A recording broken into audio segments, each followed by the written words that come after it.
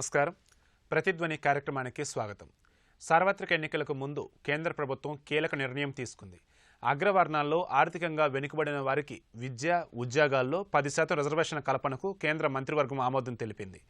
8 లక్షల్లోపు వార్షిక ఆదాయం, 5 ఎకరాల వ్యవసాయ భూమి, 1000 చదరపు అడుగుల్లోపు ఇల్లు ఉన్న అగ్రవర్ణాల పేదలు ఈ రిజర్వేషన్ల పరిధిలోకి వస్తారు. 10% రిజర్వేషన్లకు సంబంధించి రాజ్యాంగ సవరణ బిల్లును రేపు కేంద్రం పార్లమెంటు ముందు పెట్టనుంది. ఈ బిల్లు కోసం పార్లమెంటును 2 రోజులు పొడిగించే అవకాశమూ ఉంది. ఈ నేపథ్యంలో అగ్రవర్ణాల రిజర్వేషన్లపై కేంద్ర ప్రభుత్వం తీసుకున్న నిర్ణయంపై ప్రతిధ్వని చర్చను చేపట్టింది. చర్చలో పాల్గొంటున్న ప్రముఖులు ఎం రఘునందన్ రావు గారు, బీజేపీ అధికార ప్రతినిధి, హైకోర్టు సీనియర్ న్యాయవాది; టి లక్ష్మీనారాయణ గారు, రాజకీయ సామాజిక విశ్లేషకులు; విక్రమ్ పోల గారు, సీనియర్ పాత్రికేయులు, రాజకీయ విశ్లేషకులు.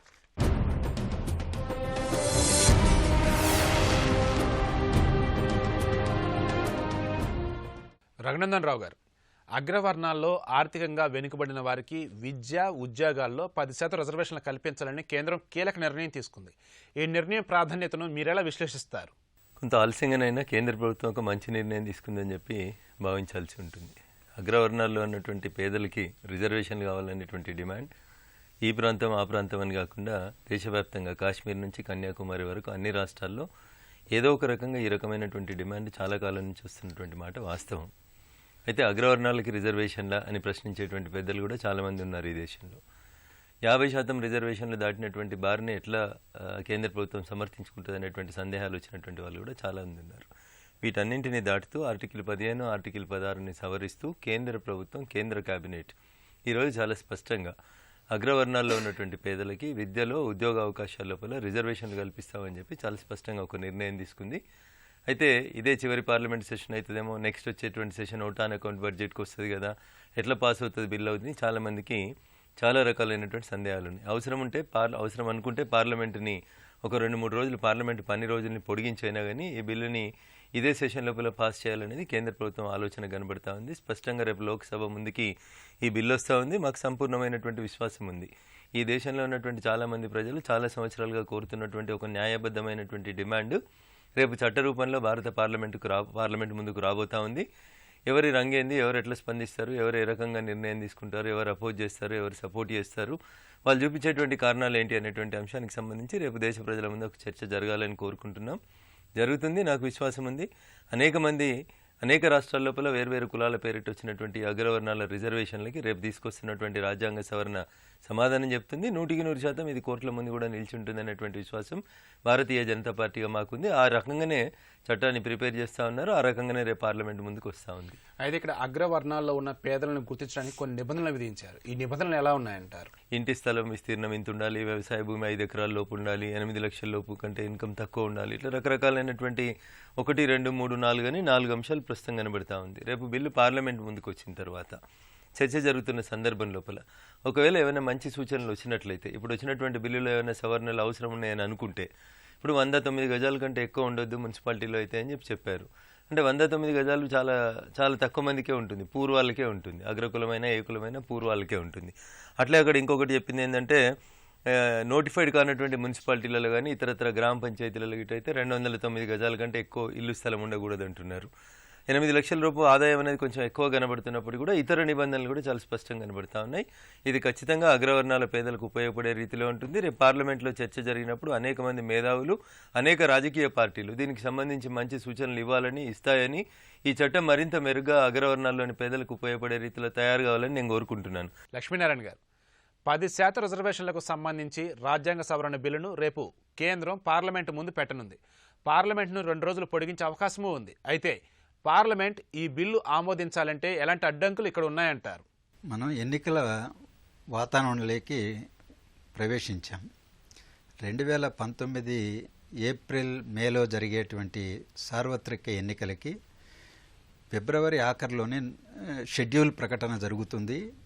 తదనంతరం నోటిఫికేషన్ వస్తుందని వార్తలు వస్తున్నాయి.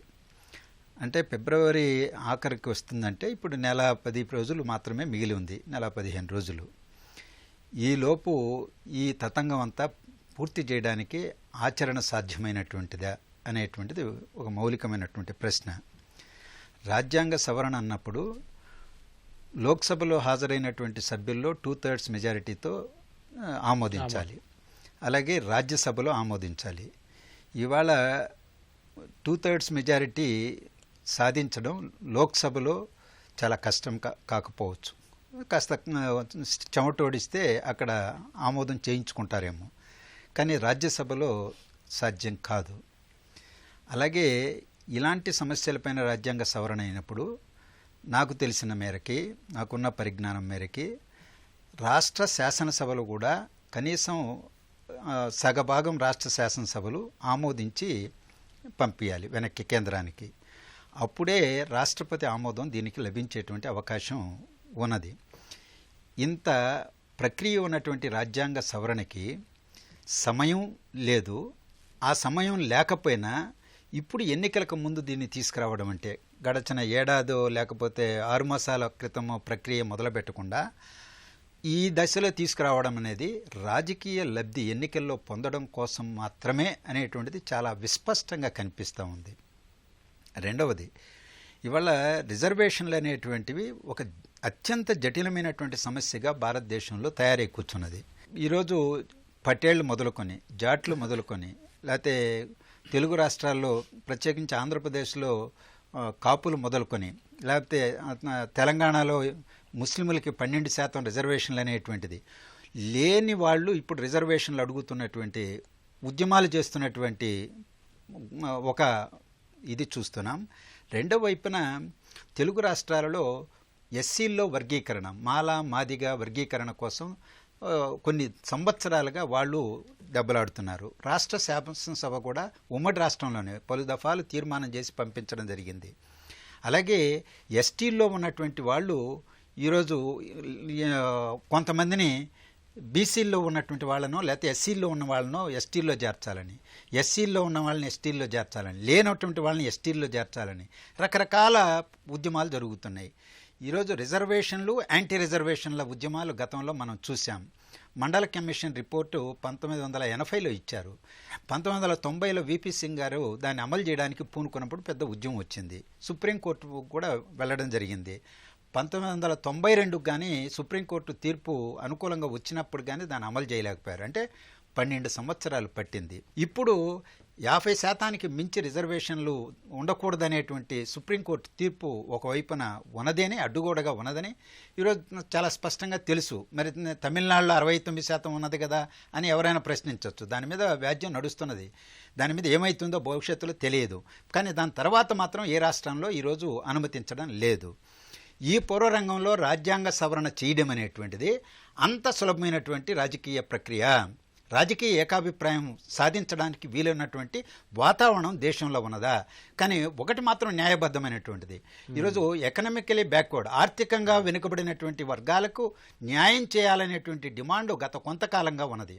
కానీ ఇప్పుడు ఒక్క మాటే నేను చెప్పేది, 8 లక్షల వార్షిక ఆదాయం అంటే నెలకు 67 వేల రూపాయల ఆదాయం వచ్చేవాళ్ళు ఆ కేటగిరీ కిందకి రారు. 5 ఎకరాలనే దేశవ్యాప్తంగా ఒక యూనిట్ అనేటువంటిది ఎలా సాధ్యమవుతుంది? ఇలాంటి వాస్తవిక దృష్టితో కానటువంటి ప్రతిపాదనలతో దీన్ని పెట్టడం అంటే కేవలం రాజకీయ లబ్ధి ఎన్నికల్లో పొందడానికి మిడిల్ క్లాస్ చేజారిపోయారు కాబట్టి వివిధ కారణాలతో ఈరోజు ఆ మిడిల్ క్లాసెస్ని ప్రభావితం చేయడానికి లేదా రిజర్వేషన్లు అనేటువంటి అంశాన్ని వివాదాస్పదం చేసి లబ్ధి పొందడానికి ఈరోజు చేస్తున్నటువంటి ఒక ప్రయత్నంగానే నాకు కనిపిస్తుంది. విక్రమ్ గారు, 8 లక్షల్లోపు వార్షిక ఆదాయం, 5 ఎకరాల వ్యవసాయ భూమి, 1000 చదరపు అడుగుల్లోపు ఇల్లు ఉన్న అగ్రవర్ణాల వారే ఈ రిజర్వేషన్ల పరిధిలోకి వస్తారని చెబుతున్నారు. అలాంటప్పుడు ఈ రిజర్వేషన్లు అగ్రవర్ణాల పేదలకు ఎలాంటి మేలు చేస్తాయంటారు? అసలు ఓవరాల్గా చెప్పాలంటే అండి, ఎకనామికల్లీ బ్యాక్వర్డ్ ఆర్ ఎకనామికల్లీ పూర్కి రిజర్వేషన్లు ఇవ్వాలనేటువంటిది చాలా, అంటే దీనికి దాదాపు మనకి స్వాతంత్రం లభించిన తర్వాత అసలు మొదటి డిమాండ్ ఇది ఓబీసీలు వీటికంటే కూడా ఎక్కువ డిమాండ్ ఉన్నటువంటి అంశం ఇది.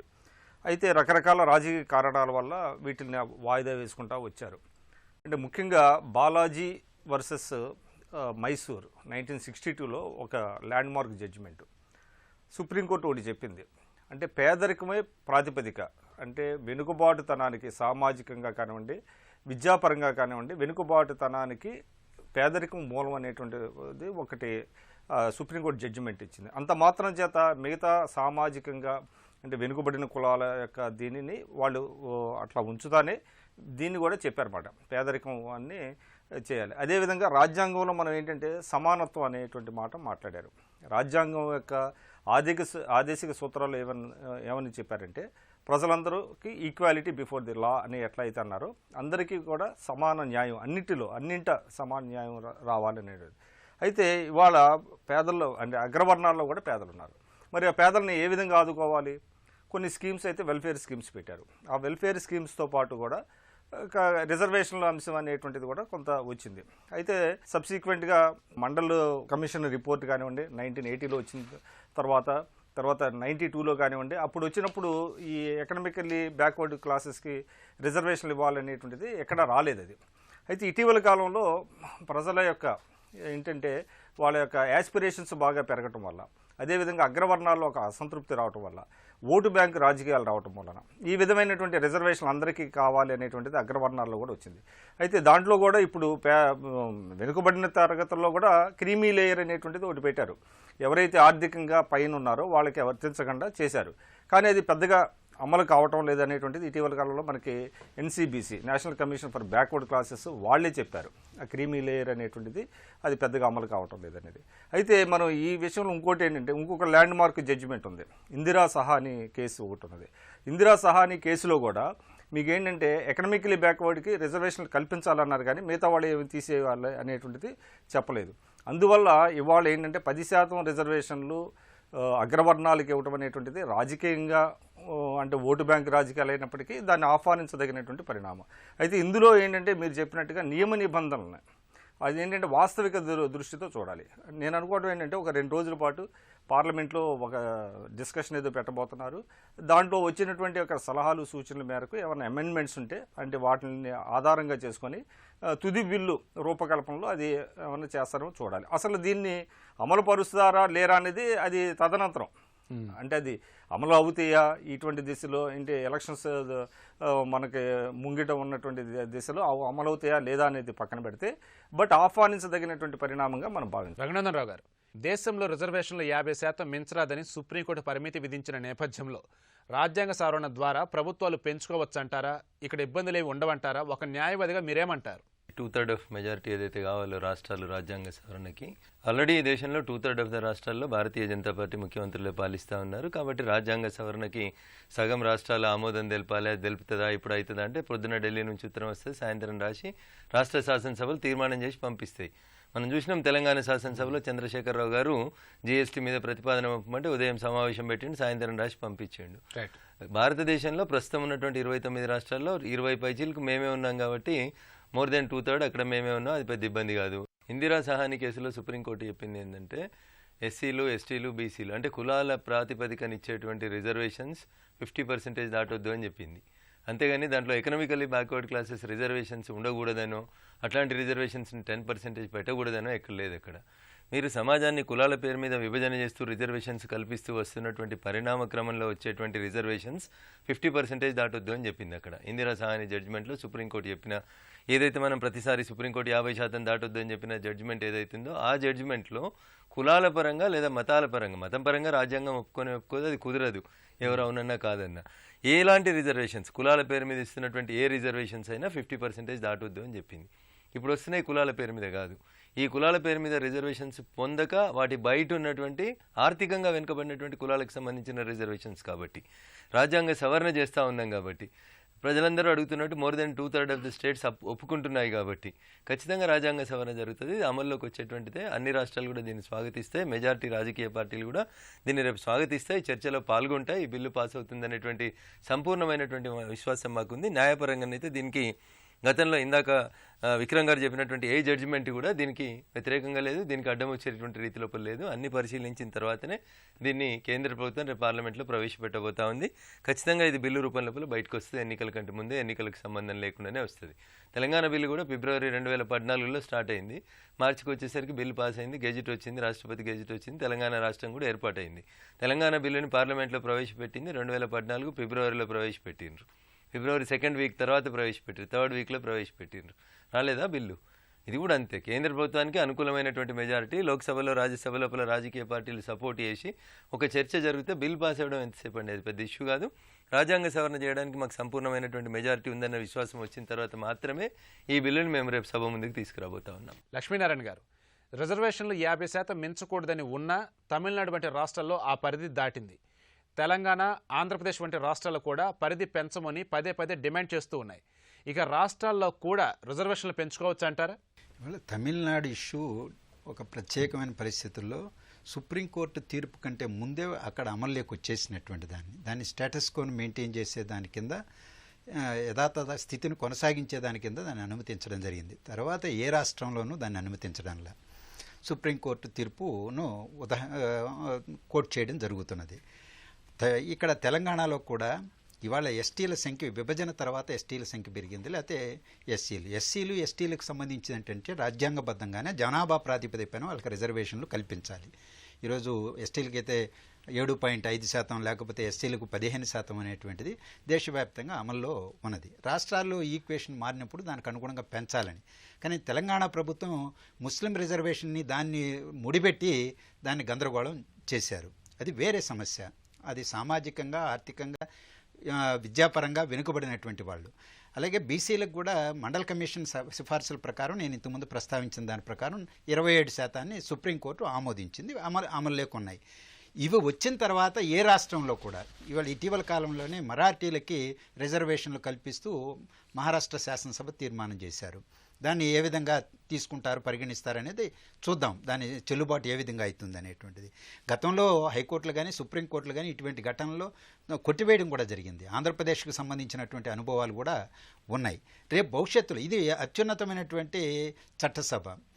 రాజ్యాంగాన్ని సవరించేటువంటి హక్కు పార్లమెంటుకు, లోక్సభకి, రాజ్యసభకి ఉన్నది. కానీ సంయుక్తంగా వీటిరెండింటినీ ఒక చోట కూర్చొనిబెట్టి ఒక చోట మెజారిటీ లేకపోతే 2/3 మెజారిటీతో రెండూ కలిపి సంయుక్త సమావేశంలో చేయగలిగినటువంటి కూడా కాదు. అలాంటి సాహసం చేయలేరు. మనం భూసేకరణ చట్టం 2013 అనుభవమే ఉన్నది. ఈ ప్రభుత్వం ముందే 3 సార్లు ఆర్డినెన్సులు జారీ చేయగలిగారు కానీ దాన్ని మార్చలేకపోయారు. అలాగే ఈరోజు అనేక ఇష్యూస్ పైన చట్టసభలో చర్చకే నోచుకోవడంలే. సభ జరుగుతున్నదనే పేరుకే కానీ ఏనాడు కూడా సభ సజావుగా జరిగింది లేదు. లోక్సభ కానీ రాజ్యసభ కానీ. ఇప్పుడు ఉన్నది 1 రోజు 2 రోజులు, ఎక్స్టెండ్ చేసినా ఇంకొక 2 రోజులు. ఆ 1-2 రోజుల్లో ఈ తీవ్రమైనటువంటి ఒక రాజ్యాంగ సవరణ, అందులో అత్యంత సంక్లిష్టమైనటువంటిది, జటిలమైనది, తీవ్రమైనటువంటి రియాక్షన్ వస్తున్నటువంటి సమస్య పైన ఒక ఏకాభిప్రాయం, రాజకీయ ఏకాభిప్రాయం లేకుండా ఇలాంటి సమస్యలపైన సాధ్యమే కాదు రాజ్యాంగ సవరణ. ఈరోజు రాష్ట్రాల్లో రఘునందన్ గారు చెప్పినట్టు వాళ్ళకి మెజారిటీ రాష్ట్రాలు, హాఫ్ రాష్ట్రాల్లో తీర్మానం చేసేది మోడీ గారు కనుసన్నల్లో ఉన్నాయనేటువంటి చేయొచ్చాము. కానీ అది రాజకీయ ఏకాభిప్రాయంతో సాధ్యం కాదు. అందువల్ల పార్లమెంట్లో కాదు, రాష్ట్రాల్లోనూ కాదు. ఈరోజు ఉన్న సమయమా 4 రోజులు. ఈ లోపు జరపలేనప్పుడు ఆ చిత్తశుద్ధిని నేను ప్రశ్నిస్తున్నాను.